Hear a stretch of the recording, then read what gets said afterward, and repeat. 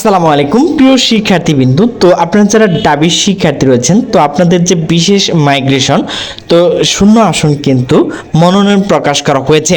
তো সে বিষয়ে কিন্তু একটা নোটিশ প্রকাশ করা হয়েছে। তো নোটিশটি প্রকাশ করা হয়েছে দ্য ডেইলি ক্যাম্পাস।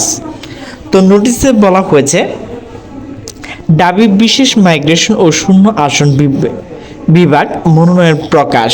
তো নোটিশটি প্রকাশ করা হয়েছে 21শে আগস্ট 2025 দুপুর 1:31।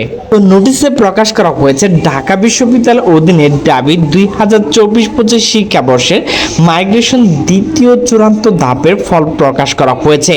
একই সঙ্গে শূন্য আসনের জন্য অপেক্ষমান থেকে ভর্তি ইচ্ছুক শিক্ষার্থী বিভাগ মনোনয়ন প্রকাশ করা হয়েছে ভর্তি বিষয় ওয়েবসাইটে। সে অনুযায়ী আগামী শুক্রবার 22শে আগস্ট থেকে শুরু হয়ে ভর্তি কার্যক্রম।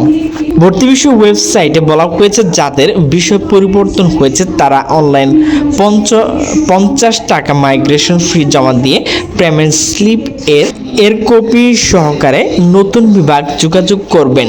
নতুন করে যারা বিভাগ মনোনয়ন পেয়েছেন তারা অনলাইন বিশ্ববিদ্যালয় নির্ধারিত ভর্তি ফি জমা দিয়ে মূল মার্কশিট ও অন্যান্য কাগজপত্র সংগ্রহ সংশ্লিষ্ট ইউনিটে প্রকাশিত বিজ্ঞপ্তি অনুযায়ী সাক্ষাৎকারে উপস্থিত হয়ে ভর্তি কার্যক্রম শুরু করবে। বিজ্ঞান ইউনিট বিভাগ মনোনয়ন পাওয়া শিক্ষার্থীর ভর্তি সাক্ষাৎকার নেওয়া হবে আগামী 25শে আগস্ট। আর কলা আইন ও সামাজিক বিজ্ঞান ইউনিট এবং ব্যবসা শিক্ষা ইউনিট সাক্ষাৎকার 22শে আগস্ট নেওয়া হবে।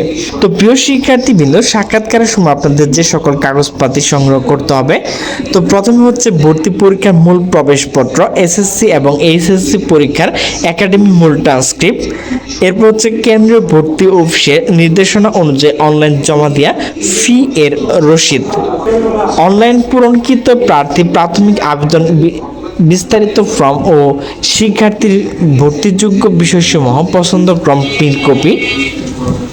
ফর্ম নিচে অংশ প্রার্থী মোবাইল নাম্বার স্বাক্ষর দিতে হবে। তো ভর্তি ইচ্ছুক শিক্ষার্থীর জন্য প্রয়োজনীয় পরামর্শ: সাক্ষাৎকারের সময় প্রার্থী মূল একাডেমিক ট্রান্সক্রিপ্ট ডিন অফিসে জমা রাখতে হবে। এগুলো জমা দেওয়ার পূর্বে প্রার্থী এসএসসি এবং এইচএসসি পরীক্ষা একাডেমিক ট্রান্সক্রিপ্ট পর্যাপ্ত সংখ্যক কমপক্ষে 20 কপি ফটোকপি নিজের কাছে রাখতে হবে, যা পরবর্তী ভর্তি সংক্রান্ত অন্যান্য বিভিন্ন কাজে প্রয়োজন হবে। তো শিক্ষার্থী বিভাগ ইনস্টিটিউট পরিবর্তনের ক্ষেত্রে সে বিষয় নিয়ে আলোচনা করব। তো নতুন বিভাগ বা ইনস্টিটিউট ক্লাস শুরু করবে এবং অনলাইন বিশ্ববিদ্যালয় ফি এর সংশোধিত পরিশোধ ডাউনলোডকৃত কপি নিয়ে এবং বিভাগ বা ইনস্টিটিউট উন্নয়ন ফি সমন্বয় সাপেক্ষে ভর্তি কার্যক্রম সম্পন্ন করতে হবে। সেক্ষেত্রে বেশি টাকা লাগলে প্রদান করতে হবে। পূর্বে বেশি টাকা দিলে তা পরিশোধযোগ্য নয়।